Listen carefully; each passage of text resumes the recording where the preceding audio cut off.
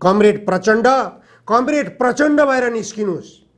पाटन ढोकामा तपाईसँग मैले भेट्दाखेरिको प्रचण्ड भएर निस्किनुस्। जुन बेला तपाईका अन्तर्वार्ता मैले आफै बनाएर मैले सम्पादन गर्ने योजना साप्ताहिकमा प्रकाशन गर्थे त्यो बेलाको प्रचण्ड भएर निस्किनुस्। जुन बेला तपाईका लेखहरू मैले आफै लेखेर तपाईको नाम राखेर योजना साप्ताहिकमा प्रकाशन गर्थे त्यो प्रचण्ड भएर निस्कनुस्। आज कुन प्रचण्ड बनिराख्नु भएको छ तपाई? यदि त्यो प्रचण्ड बन्न सकिँदैन भने तपाईले अरूलाई दोषारोपण किन गर्नुहुन्छ?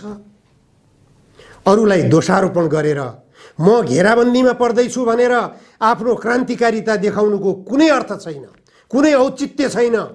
त्यसकारण तपाईले आत्मसमीक्षा गर्नुपर्छ, विगत सम्झनुपर्छ, विगतको समीक्षा गर्नुपर्छ।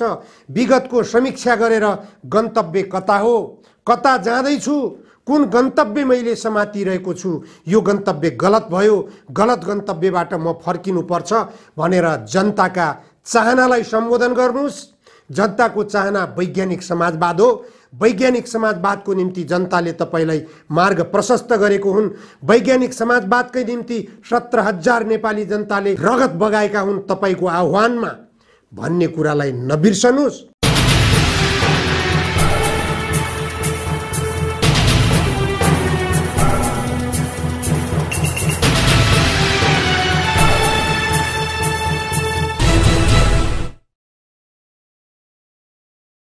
आजको जनचासोको 158 श्रृङ्खलामा जनधारणा खबरमा यहाँहरूलाई स्वागत छ। सत्ता गठबन्धन दलका प्रमुख पात्र मानिनुभएका नेकपा माओवादी केन्द्रका अध्यक्ष प्रचण्डले आफ्नो निर्वाचन क्षेत्र चितवन जिल्लामा पुगेर खुलासा गर्नुभएको छ। परिवर्तनकारी शक्तिहरू गम्भीर घेराबन्दीमा परेका छौं। परिवर्तनकारी शक्तिहरूलाई घेराबन्दीमा पारिएको छ। प्रचण्डको यो अभिव्यक्तिले राजनीतिमा असहज परिस्थिति सृजना भइरहेको कुरालाई सङ्केत गरिरहेको छ। यो अन्योलग्रस्त परिस्थितिको सृजना कसले गर्यो भन्ने कुरा प्रचण्डले आफूलाई नै सोध्नुपर्ने अवस्था देखिन्छ। हुन त उहाँले आफ्नो मन्तव्यको क्रममा तत्कालीन प्रधानमन्त्री, उहाँकै पार्टीका सहयात्री अथवा सत्ता सहयात्री बनेका केपी ओली विरुद्ध लामो समय खर्चिएर भाषण गर्नुभयो। उहाँले बालुवाटारबाट केपी ओलीलाई बालकोट फर्काउन सकेकोमा ठुलो बहादुरी महसुस गर्नुभएको छ र त्यसैमा उहाँले केपी ओलीलाई खसाल्ने, केपी ओलीलाई सिद्ध्याउने काममा आफू सफल भएको आफ्नो वक्तव्यको क्रममा, आफ्नो प्रस्तुतिको क्रममा उहाँले बोलिराख्नु भएको छ। तर एउटा कुरा उहाँले बिर्सनै नहुने कुरा के हो भनेपछि नेपालमा प्रतिगमन कसले ल्यायो अथवा परिवर्तनकारी शक्तिलाई घेराबन्दीमा कसले किन पार्यो, के कारणले त्यो शक्ति घेराबन्दीमा पारिएको छ भन्ने महत्त्वपूर्ण पक्ष हो। प्रचण्डलाई घेराबन्दीमा कसले पार्यो? नेपालको कुन शक्तिले प्रचण्डलाई घेराबन्दीमा पारेको छ? के राजाले घेराबन्दीमा पारे? राजावादीहरूले घेराबन्दीमा पारे? केपी ओली बहिर्गमन भएर बालकोट गएर बसिसकेका छन्। के केपी ओलीले घेराबन्दीमा पारे? कसले घेराबन्दीमा पार्यो? प्रचण्डले परिवर्तन कस्तो ल्याउनु भयो? पहिले जुन परिवर्तन ल्याउनु भयो त्यो परिवर्तनले नै प्रचण्डलाई घेराबन्दीमा पारिरहेको छ अथवा प्रचण्डले भनिरहनु भएको तथाकथित परिवर्तनकारी शक्तिलाई घेराबन्दीमा पारिरहेको छ। परिवर्तन भनेको के? सबभन्दा पहिले परिवर्तनकारी शक्तिहरूले सोच्नुपर्ने, बुझ्नुपर्ने, मनन गर्नुपर्ने विषय हुन्छ। परिवर्तन इमानदारिताका साथ परिवर्तन गरियो कि गरिएन?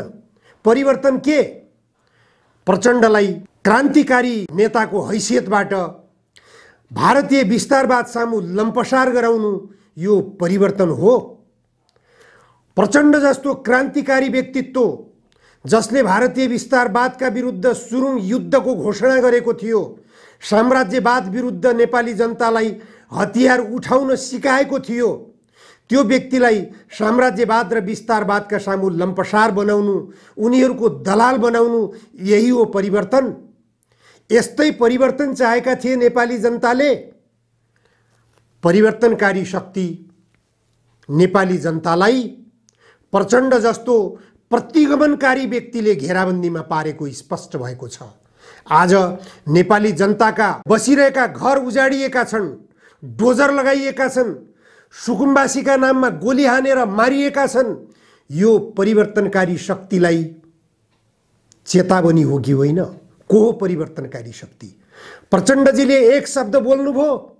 अहिलेको यो सत्ता भनेको प्रचण्डजी प्रमुख पात्र, यो सरकारको मुख्य पात्र नै प्रचण्डजी हुनुहुन्छ। प्रचण्डजी जति बेला परिवर्तनका मुद्दाहरू बोकेर हिँड्नु भएको थियो, त्यो बेला परिवर्तनका मुद्दाहरूका विरुद्ध प्रचण्डजीको टाउको मूल्य तोक्ने व्यक्ति आज प्रचण्डजीको सहयात्री छ। को छ? परिवर्तनकारी शक्तिको घेराबन्दीमा। कसले घेराबन्दीमा राखिरहेको छ परिवर्तनकारी शक्तिहरूलाई? प्रचण्डजी आत्मसमीक्षा गर्न जरुरी छ। नेपाली जनताले के चाहेका हुन्? के हुन् 10 वर्षे जनयुद्धका एजेन्डाहरू? ती एजेन्डाहरू हुन् परिवर्तनकारी एजेन्डाहरू। ती एजेन्डाहरूलाई छोड्न तपाईलाई कसले बाध्य गरायो? नेपाली जनताले? नेपालको राजाले? कसले? मोहन वैद्यले? विप्लवले? कि भारतीय विस्तारवाद र अमेरिकी साम्राज्यवादले? शेरबहादुर देउवाले र माधव नेपालले? तपाईको चुनावी गठबन्धन बनाएर 2/3 बहुमत प्राप्त गरेको डबल नेकपाका तपाईका डबल अध्यक्ष मध्येका एकजना अध्यक्ष केपी ओलीले? कसले परिवर्तनकारी शक्तिलाई कसले घेराबन्दीमा पार्यो? जे मुखमा आउँछ त्यही बोलिदिने, त्यसैलाई क्रान्तिकारिता मान्ने परिवर्तनकारी शक्तिहरूलाई प्रचण्डले घेराबन्दीमा पारिराख्नु भएको छ। परिवर्तनकारी शक्तिहरूलाई प्रचण्डले अन्योलग्रस्त बनाइरहनु भएको छ। यो कुरा गम्भीरतापूर्वक प्रचण्डले सोच्न जरुरी छ। यही परिप्रेक्ष्यमा एउटा गम्भीर विषय यहाँ उठान गर्न आवश्यक महसुस गरेको छु। अहिले सर्वोच्च अदालत पङ्गुहरूको अखाडा बनेको छ। प्रधान न्यायाधीश किम कर्तव्यमको अवस्थामा पुगेका छन्। प्रधान न्यायाधीशको राजीनामा माग भइरहेको छ। जुन संवैधानिक प्रक्रियाबाट प्रधान न्यायाधीशमा चोलेन्द्र शमशेर जबरा नियुक्त भएका थिए, त्यही संवैधानिक प्रक्रियाबाट मलाई बाहिर निकाल, म तयार छु, बाहिर निक्लिन। होइन भने सडकबाट राजीनामा माग्दैमा म राजीनामा दिन तयार छैन। परमादेशबाट प्रधानमन्त्री नियुक्त गरियो। राष्ट्रपतिले संविधान अनुसार प्रधानमन्त्रीलाई नियुक्त गर्न नमान्ने अवस्थाको सृजना कसले गरायो? दलीय पद्धतिमा एउटा पार्टीबाट निर्वाचित सांसदहरूले अर्को पार्टीको नेतालाई प्रधानमन्त्रीको उम्मेदवार चुन्न मिल्ने हो कि होइन? यो परम्पराको जग कसले बसाल्यो? यो परिवर्तनकारी शक्तिहरूलाई घेराबन्दीमा पार्ने काम कसले गर्यो? त्यो प्रचण्डजीले गर्नुभएको हो कि होइन? प्रचण्डजीको नेतृत्वमा भएको हो कि होइन त्यो घेराबन्दी? त्यसले गर्दा यो संविधान मरिसकेको छ। 8 वर्ष समय लगाएर बनाएको संविधान मरिसकेको छ, निकम्मा भइसकेको छ। सर्वोच्च अदालतबाट प्रधानमन्त्रीलाई परमादेशबाट नियुक्त गर्ने फैसला वाचन गर्दाकै अवस्थामा प्रधान न्यायाधीश चोलेन्द्र शमशेर जबराले बोल्नुभएको कुरा सम्झना गर्न यति बेला आवश्यक छ। त्यो फैसला वाचन गर्दाखेरि प्रधान न्यायाधीश चोलेन्द्र शमशेर जबराले भन्नुभएको थियो, यो फैसलाको मस्यौदा, यो फैसला लेख्ने काम माननीय न्यायाधीश ईश्वर खतिवडाले गर्नुभएको हो। ईश्वर खतिवडाले मस्यौदा गर्नुभएको फैसला चोलेन्द्र शमशेर जबराले वाचन गर्नुभएको थियो।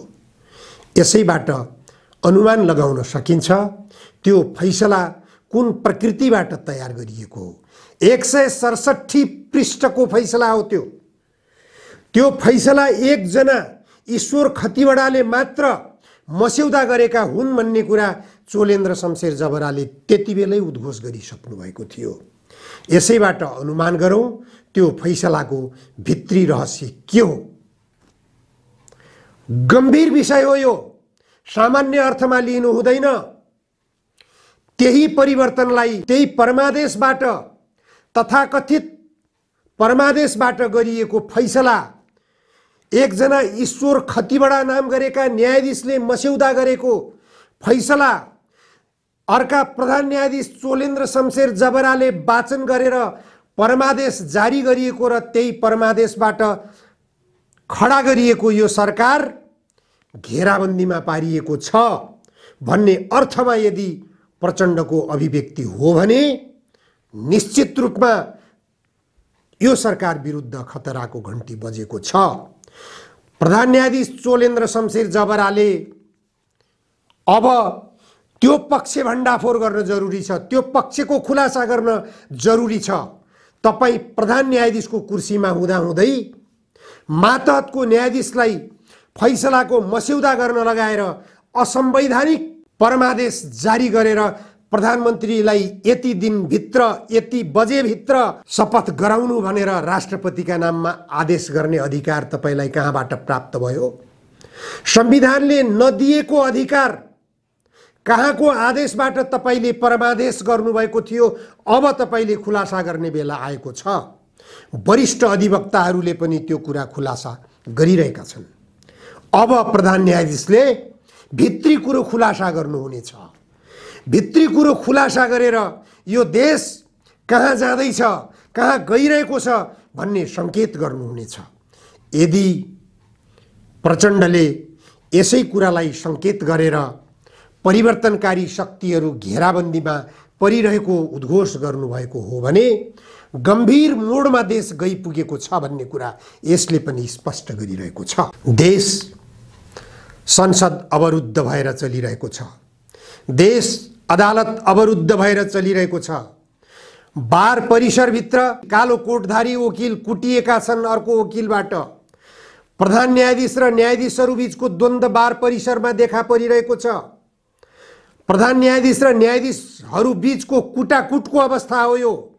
दुई पक्ष बीचका वकिलहरू बीचमा कुटाकुट हुनु भनेको सर्वोच्च अदालतमा प्रधान न्यायाधीश बस्ने कुर्सीमा आएर त्यहाँ पनि कुटाकुटको अवस्थामा न्यायाधीशहरू उत्रिन सक्ने यो संकेत हो।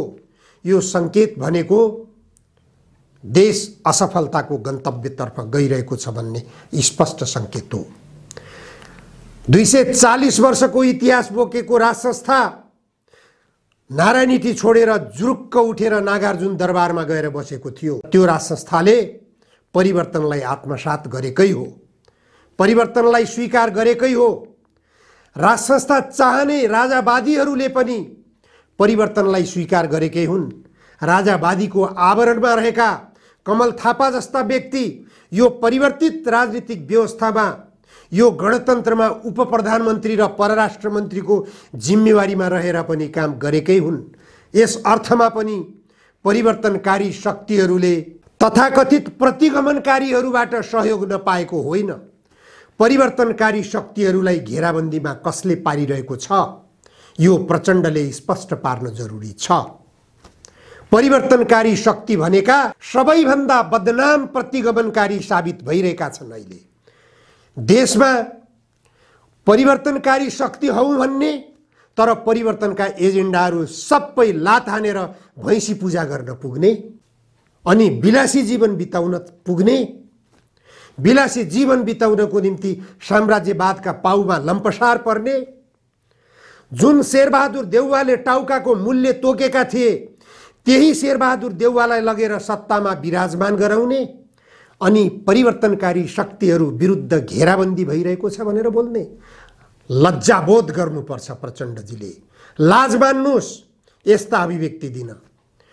परिवर्तनकारी शक्तिका विरुद्ध सबैभन्दा ठुलो षड्यन्त्रकारी, सबैभन्दा ठुलो प्रतिगमनकारी, सबैभन्दा ठुलो धोकेबाज कोही छ यदि यो नेपालमा भने त्यो प्रचण्डजी हो। प्रचण्डजी तपाईले राजावादीहरूको टाउको उठाउने वातावरण सृजना गर्नुभएको छ।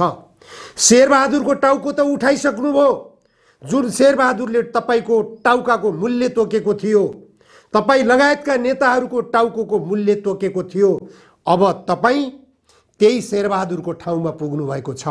त्यसकारण परिवर्तनकारी शक्तिलाई घेराबन्दीमा कसले पार्यो? यो शब्दको व्याख्या गर्नुस्। तपाईले आफूलाई आत्मसमीक्षा गर्नुस्, आफ्नै बारेमा आत्मसमीक्षा गर्नुस्। तपाईले धेरै परिवर्तन ल्याएको दाबी गर्नुहुन्छ, कसको लागि परिवर्तन ल्याउनु भो? नेपाली सुकुम्बासी भन्दै नेपाली जनताका टाउकामा गोली हान्दै मार्दै गर्नु भएको छ। नेपाली जनताका बसिरहेका घर उजाड बनाइराख्नु भएको छ। बुटोलमा के गर्नुभयो? दाङमा के गरिराख्नु भएको छ? काठमाडौँको बागमती किनारमा के गरिराख्नु भएको छ? यो सबै दृष्टान्त तपाईले देखिराख्नु भएको छ। सुकुम्बासी जनताका निम्ति के परिवर्तन ल्याउनु भो? रोजगारीका निम्ति विदेशिएका नेपाली युवाहरूका निम्ति के परिवर्तन ल्याउनु भयो? जग्गा जोत्न नपाएका किसानहरूका निम्ति तपाईले के परिवर्तन ल्याउनु भयो? शिक्षा क्षेत्रमा भइरहेको ब्रह्मलुटलाई तपाईले के परिवर्तन गर्नुभयो? शिक्षा क्षेत्रमा के परिवर्तन गर्नुभयो? स्वास्थ्य क्षेत्रमा के परिवर्तन गर्नुभयो? कृषि क्षेत्रमा। अनि तपाईं भन्नुहुन्छ परिवर्तनकारी शक्तिलाई घेराबन्दीमा पारिएको छ। गन्तव्य समाजवाद भनेर संविधानमा लेखेर जनतालाई धोका दिने।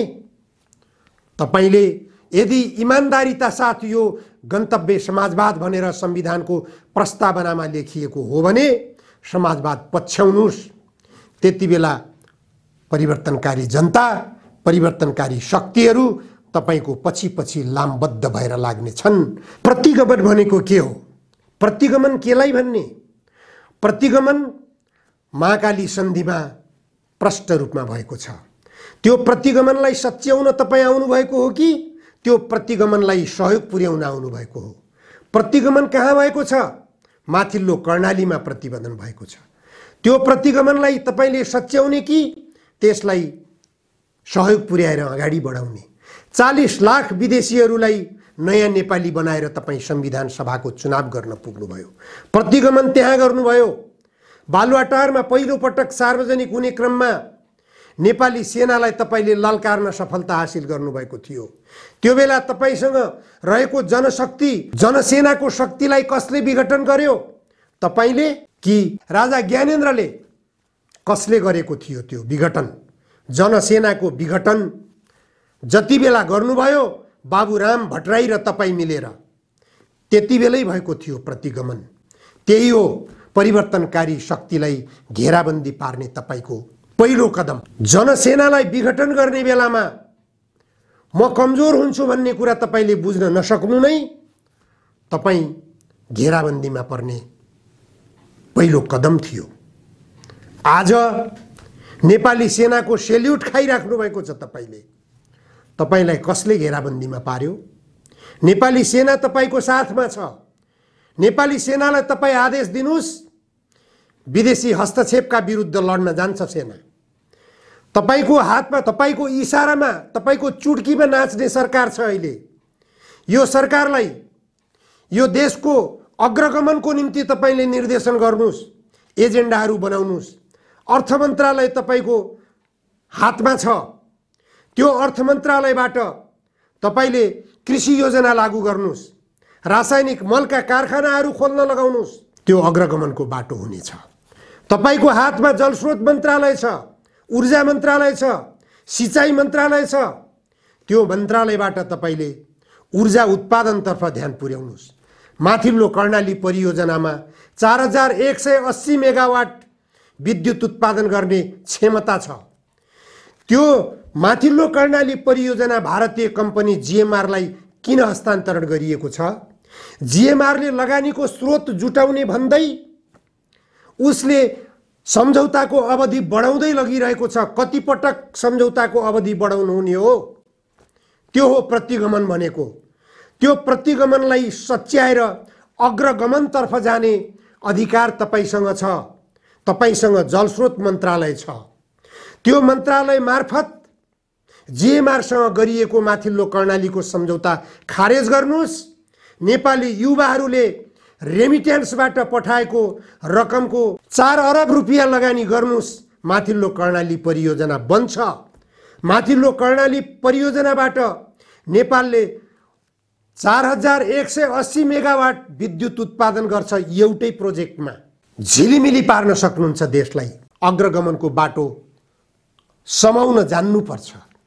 त्यो समाउन नजान्ने, जीएमआर कम्पनीसँग लम्पसार पर्ने, जय हिन्द भनेर मोदीलाई गएर नमस्कार गर्ने, तिम्रो र मेरो वैदेशिक सम्बन्धमा सहकार्य हुनेछ भनेर अन्तर्राष्ट्रिय सम्बन्धका कुरा भारतको जिम्मा लगाउने, एमसीसी सम्झौता मार्फत नेपालको जलसम्पदा जति भारतको कब्जामा पुर्याउने, एमसीसी सम्झौता मार्फत नेपालको खनिज पदार्थ सबै अमेरिकी कम्पनीको जिम्मामा लगाउने अनि परिवर्तनकारी शक्तिलाई घेराबन्दीमा पारियो भनेर रुम्चे भाषा बोल्ने, तपाईले लाज मान्नुपर्छ। अग्रगमनको बाधक तपाई हुनुहुन्छ। अहिले अर्थ मन्त्रालय तपाईसँग छ, राष्ट्रको ढुकुटी तपाईको हातमा छ, ऊर्जा मन्त्रालय तपाईको हातमा छ। त्यो सबैभन्दा नेपालको विकासको सम्भावना बोकेको मन्त्रालय हो। विकासका पूर्वाधार जति नेपालका जति छन् त्यो पूर्वाधार भनेका नेपालका जलसम्पदा हो। नेपालको जलसम्पदालाई उचित तरिकाले समायोजन गर्ने, उचित तरिकाले विकास गर्ने, उचित तरिकाले सम्बोधन गर्ने ठाउँ भनेको जलस्रोत मन्त्रालय हो। त्यस मन्त्रालयबाट तपाईले देशलाई अग्रगमनको रफ्तारमा अगाडि बढाउन सक्नुहुन्छ। देखाउनुस् कसले रोक्छ तपाईलाई। राजा ज्ञानेन्द्रले रोक्छन्? रोक्दैनन्। कसले रोक्छ? यहाँका अरू कुनै राजनीतिक शक्तिले रोक्छन्? तपाईमा इच्छा शक्ति नभएपछि तपाईमा भूत सवार हुन्छ। तपाईमा भूत सवार हुँदा हुँदा यस्तो भूत सवार हुन्छ, प्रतिक्रियावादीहरूका सामु लम्पसार पर्दै गर्दा पनि तपाईलाई मारिन्छु भन्ने डर हुन्छ। अनि मारिन्छु भन्ने डर हुँदा हुँदै चन्द्रशेखर बन्न पुग्नुहुन्छ तपाईँ। कुन दिन एक्लो बन्नुहुन्छ, आफैलाई गोली हानेर आफै आत्महत्या गर्नुहुन्छ तपाईले।